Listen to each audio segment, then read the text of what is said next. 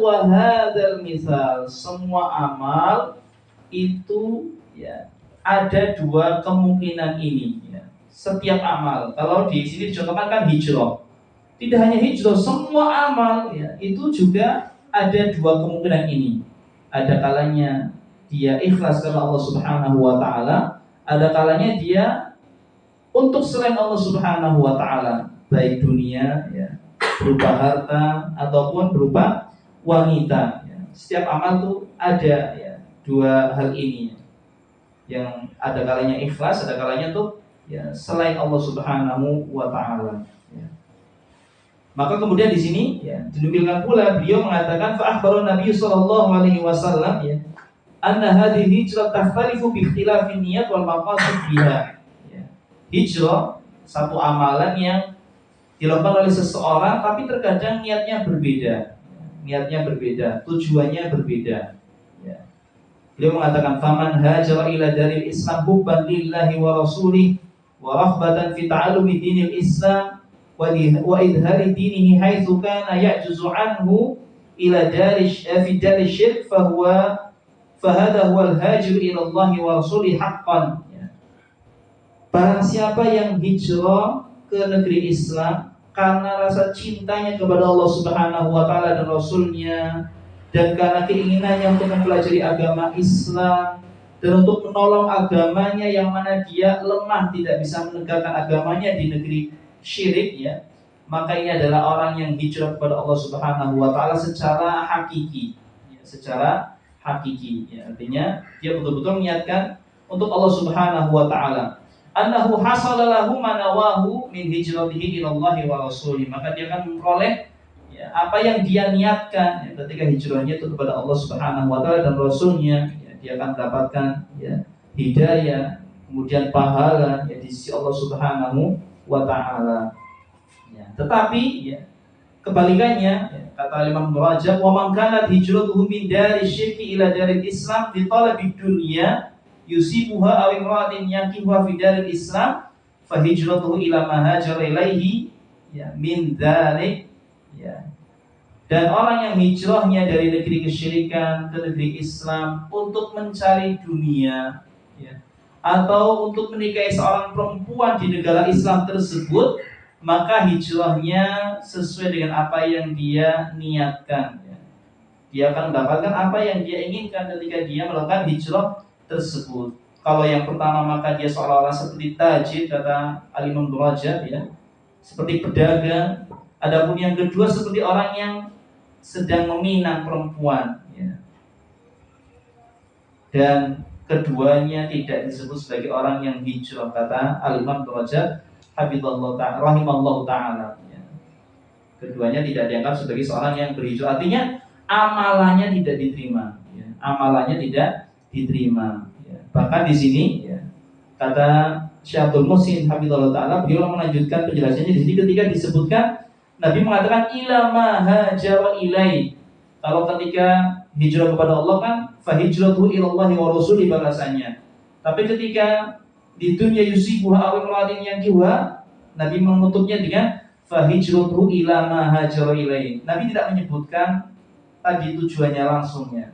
Kalau yang hijrah kepada Allah kan disebutkan lagi ya, dia akan mendapatkan hijrahnya dia kepada Allah dan rasulnya. Tapi ketika yang kedua kan tidak.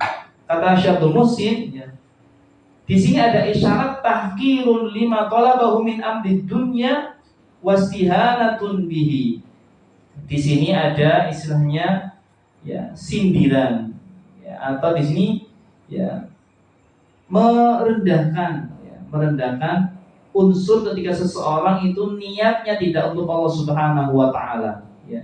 Jadi dia ketika menginginkan dunia ya, dia akan dihinakan, akan direndahkan ya. Ini salah satu bentuknya di sini ya. Nabi tidak menyebutkan ya fa hijratuhu ila dunya yusibuha ila mar'atin yaqibuha, tidak, tapi Nabi menyebutkannya fa hijratuhu ila ma hajara ilai ya. Jadi Nabi tidak mengulangi jawaban seperti ketika hijrahnya kepada Allah Subhanahu wa taala dan rasulnya ya. Maka di sini ada unsur penghinaan ya, atau perendahan ya.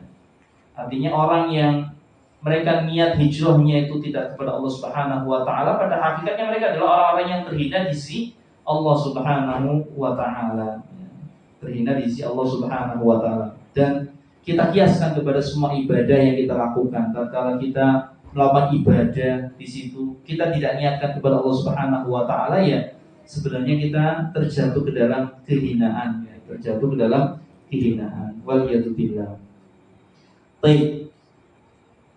Bapak-bapak, ibu-ibu yang dimuliakan oleh Allah Subhanahu wa taala, kemudian pelajaran penting pula yang hendaknya kita perhatikan dari hadis yang pertama ini, ya innamal a'malu binniyat wa innamal likulli imri'in ma nawa. Syekh di sini menjelaskan an-niyya mahalluhal qalb, ya. Niat itu tempatnya di hati. Wa talaffuz biha bid'ah. Dan melafalkan niat, mengeraskannya apalagi, ini termasuk kebid'ahan, ya, termasuk perkara yang baru, ya, tidak diajarkan oleh Nabi SAW, tidak diajarkan oleh para sahabat radhiyallahu anhu, ya, radhiyallahu anhu, tidak, ya. Sehingga hendaknya kita pun ya mencontoh, cukuplah kita mencontoh Nabi SAW dalam masalah ini. Beliau tidak melafalkan, ya, tidak mengucapkannya, ya.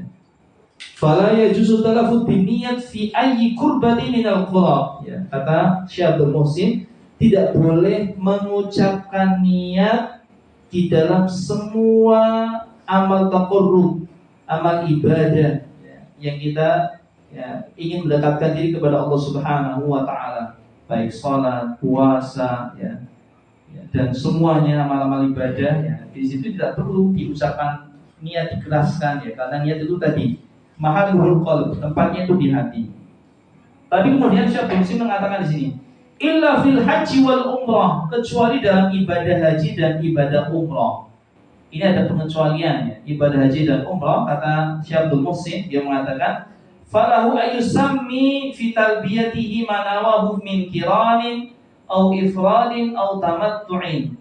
Maka hendaknya orang yang melakukan ibadah haji dan umrah di sini, dia menyebutkan dalam talbiyahnya, ya, apa yang dia niatkan. Apakah dia ingin melakukan haji qiran, apakah dia ingin melakukan haji ifrad, ataukah ingin melakukan niat haji tamattu. Ini karena memang ada lafaznya, ada nasnya dari Nabi SAW, sehingga itu dikhususkan. Adapun selain amalnya, selain amal umrah dan haji, tidak ada nas yang menyebutkan, ya, sehingga secara umum semua ibadah itu tidak perlu dilafadzkan niatnya, tidak perlu diucapkan, cukup di dalam hati saja. Hati kita, ya, menekatkan untuk melakukan sesuatu itu sudah cukup terhitung sebagai niat. Tapi kalau haji karena memang ada contohnya, jadi ini dikhususkan, ya, dikhususkan.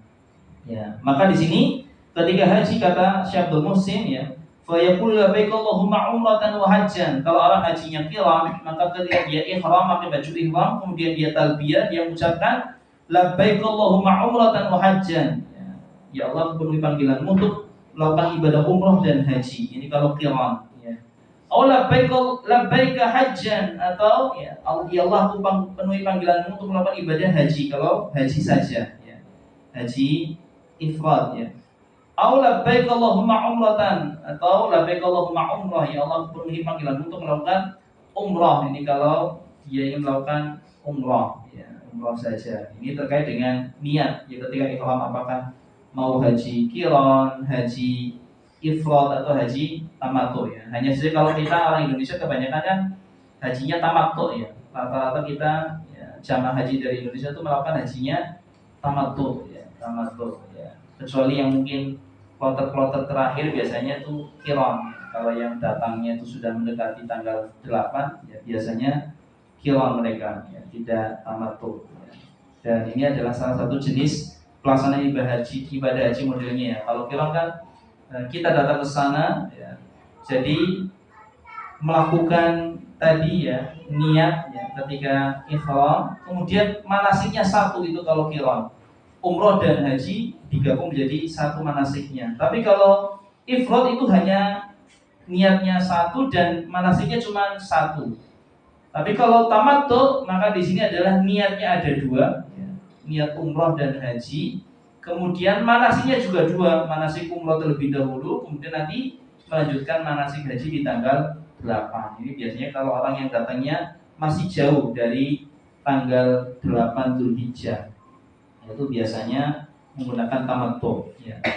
Nah, ini terkait dengan niat. Kalau haji itu boleh dilafadzkan ya, karena memang Nabi SAW melafadzkan ketika mau haji ya, labbaik Allahumma hajjan, labbaik Allahumma umratan ya, labbaik Allahumma umratan wa hajjan. Atau kalau tamattu salah satu lafadznya ya, labbaik Allahumma umratan mutamatti'an ilal hajj. Itu kalau yang tamattu salah satu niatnya ya, ketika ya talbiyah pertama pakai baju ihram itu seperti itu. Wallahu ta'ala alam bisawab ya.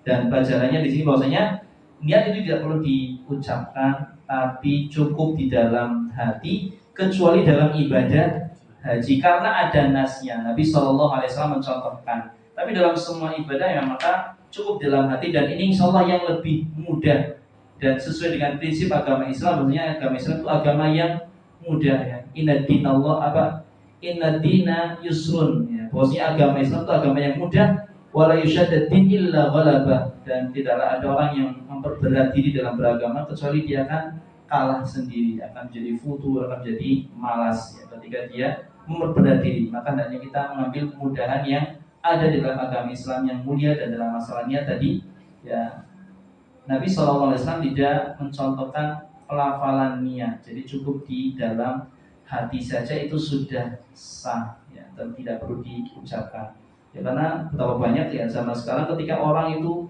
terlalu sibuk dalam masalah niat, apalagi niat harus dengan bahasa Arab misalnya, banyak sekali orang yang kerepotan, kesulitan, bahkan mungkin jadi gagal, tidak bisa melakukan ibadah. Wah, orang hafal niate, misalnya tidak bisa niat, akhirnya nggak jadi melakukan, ya, nggak jadi melakukan ibadah. Padahal Islam itu sangat mudah ya. Niat itu cukup dalam hati saja, tidak perlu diucapkan. Asal kita punya kehendak hati untuk melakukan sesuatu, itu sudah terhitung sebagai niat. Kecuali di dalam ibadah haji ada contohnya ya, labbaik Allahumma hajjan, labbaik Allahumma umratan. Wallahu ta'ala bishawab. Ini yang bisa kami sampaikan ya, penjelasan dari Syekh Abdul Muhsin ya, Al-Abbad Al-Badr hafizahullah ta'ala terkait hadis yang pertama, innamal a'malu binniyat, setiap amal itu tergantung dari niatnya. Wallahu ta'ala bishawab ya. Mungkin kita cukupkan. Ada tanya jawab dulu. Barangkali ada pertanyaan, kami persilakan Bu. Ya, silakan Bapak. Kalau kita mau masuk ke masjid sebelum sholat, misalnya sholat zuhur misalnya, di rumah sudah wudhu, kan ada 3 sholat ya, sholat tahiyatul masjid, sholat sunnah wudhu, kemudian mau qobliyah. Iya, qobliyah. Apakah itu bisa niatnya jadi satu dengan 2 rakaat, tapi untuk 3 niat? Oh iya, menggabungkan niatnya. Ya, Masya Allah, barakallahu fiik ya. Pertanyaan bagus terkait dengan ya, menggabungkan niat ya. Terkait dengan menggabungkan niat, para ulama menjelaskan bahwasanya itu hanya bisa terjadi dalam ibadah-ibadah sunnah dan boleh ya. Jadi misalnya melakukan satu ibadah tapi niatnya lebih dari satu, itu satu yang boleh, tapi itu hanya bisa dalam ibadah-ibadah sunnah ya. Misalnya sholat sunnah tadi ya, sholat subuh wudu kan habis wudu, kemudian sholat tahiyatul masjid, kemudian sholat ba'diyah, apa namanya, qobliyah ya, sholat rawatib ya, qobliyah. Di situ masuk kan ada 3 ibadah yang bisa dilakukan ya. Tapi ya karena mungkin kalau ngelakuin satu-satu kayaknya kok capek ya. Dan di sini boleh menggabungkan niat kalau ibadah sunnah, jadi langsung niat 3, hanya satu ibadah saja itu diperbolehkan ya. Jadi niat mengerjakan sholat subuh wudu, sholat tahiyatul masjid, kemudian sholat qobliyah misalnya, dengan hanya 2 rakaat saja. Kalau mau dipisah misalnya 2 rakaat, ini lebih bagus lagi, menunjukkan akan semangatnya, dan insya Allah pahalanya lebih besar ya. Tapi kalau dia misalnya ingin mencukupkan dengan 2 rakaat saja, tapi tadi niatnya 3, maka ini insya Allah diperbolehkan ya, berdasarkan penjelasan dari para ulama ya. Mereka memperbolehkan akan hal ini, tapi hanya dalam ibadah sunnah saja. Seperti puasa pun boleh, misalnya puasa Senin Kemis dengan misalnya bertepatan dengan puasa Syawal ya seperti kemarin ya, atau nanti misalnya puasa pas 10 hari pertama bulan Dzulhijjah ya dari tanggal 1 sampai 9 pas bertepatan dengan hari Senin Kamis juga boleh diniatkan, atau nanti pas Ayyamul Bid dengan Senin Kamis misalnya diperbolehkan kalau pas bertepatan, yaitu boleh kita gabungkan dua niat sekaligus ya. Tapi kalau dalam ibadah wajib tidak bisa, dalam ibadah wajib tidak bisa, atau misalnya ibadah wajib dan ibadah sunnah juga tidak bisa. Tidak bisa, itu hanya pada ibadah-ibadah sunnah saja. Wallahu ta'ala alam bishawab. Ada yang lain? Silakan.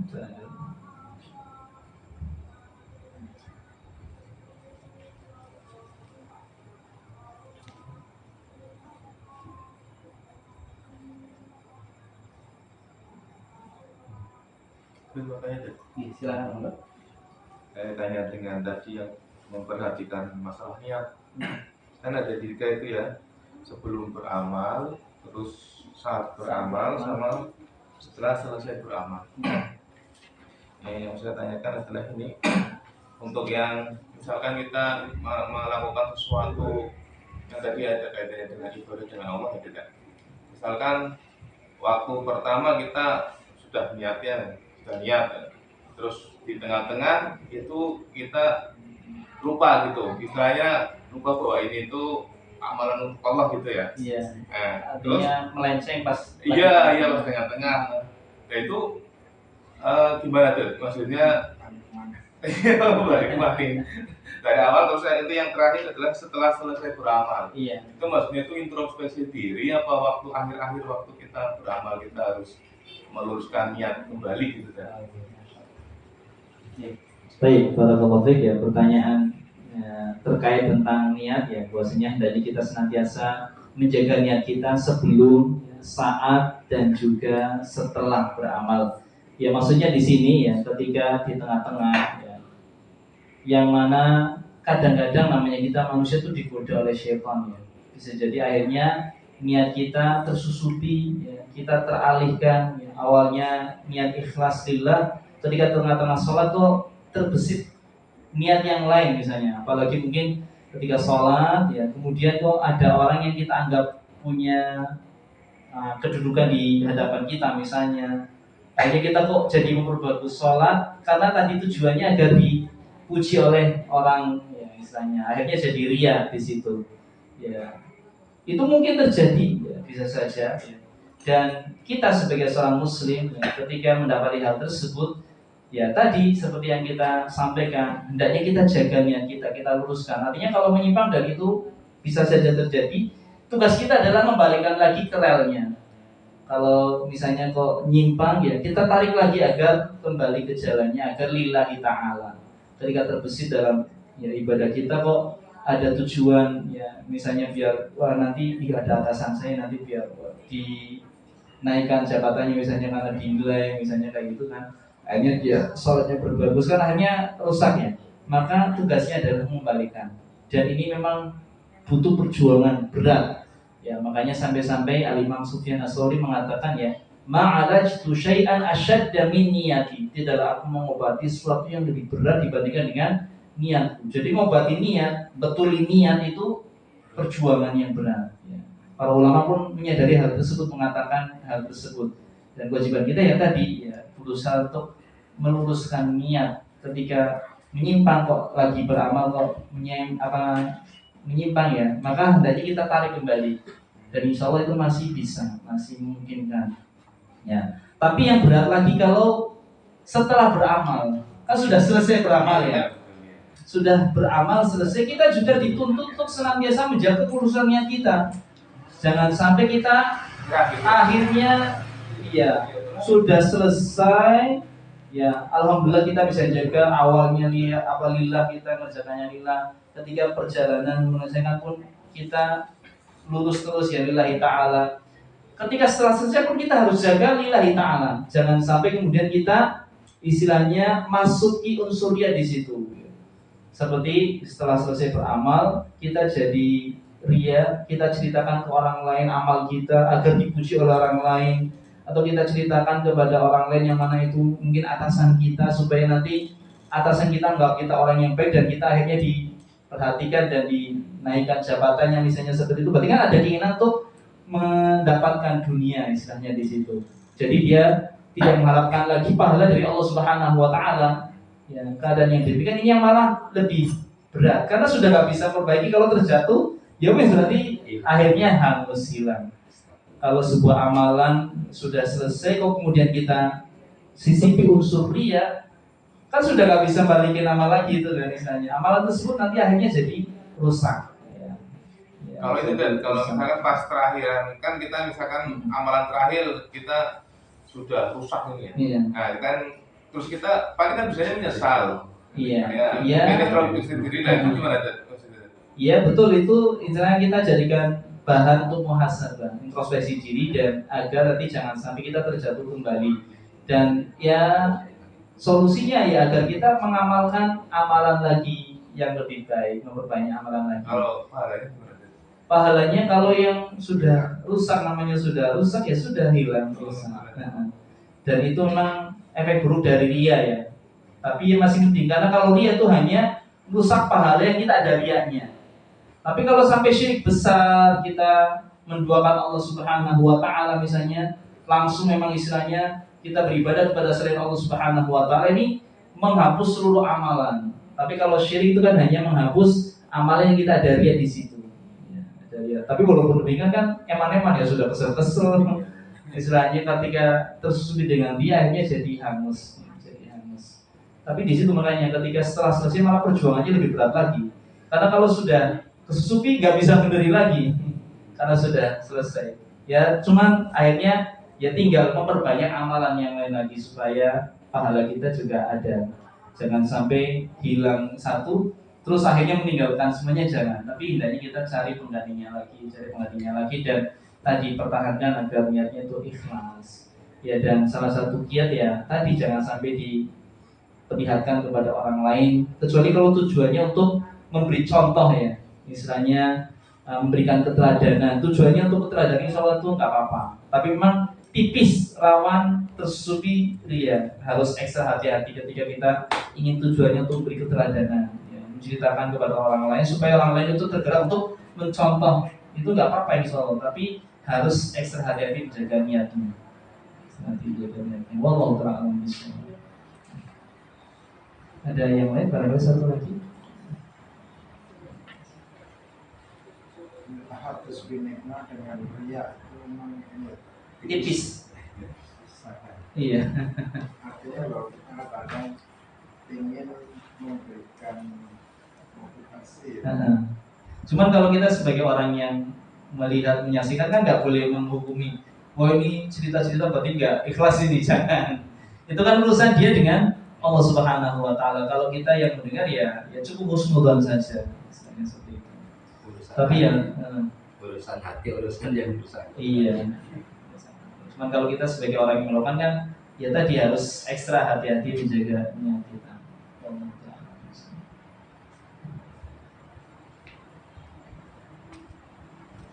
Mungkin cukup gitu Bapak-bapak, Ibu-ibu. Ibu-ibu ada pertanyaan atau tidak? Barangkali ada pertanyaan. Bisa dengan kertas barangkali kalau memang ada. Ada Ibu-ibu? Kalau tidak ada yang ingin kita ucapkan, ya baik. Ya semoga yang kita pelajari bersama pada kesempatan malam hari ini menjadi ilmu yang bermanfaat untuk diri saya pribadi dan juga untuk ya hadirat semuanya. Ya, kita senantiasa meminta kepada Allah Subhanahu Wa Taala hidayah dan petunjuknya agar kita senantiasa berada di jalan yang benar, siratal mustaqim, jalannya orang-orang yang diridhai oleh Allah Subhanahu wa taala. Amin amin ya rabbal alamin. Kita akhiri pertemuan kita di malam hari ini dengan sama-sama baca doa kafaratul majlis. Subhanakallahumma wa bihamdika asyhadu an la ilaha illa anta astaghfiruka wa atubu ilaik. Jazakumullahu khairan wa akhiru da'wana alhamdulillahi rabbil alamin. Wassalamualaikum warahmatullahi wabarakatuh.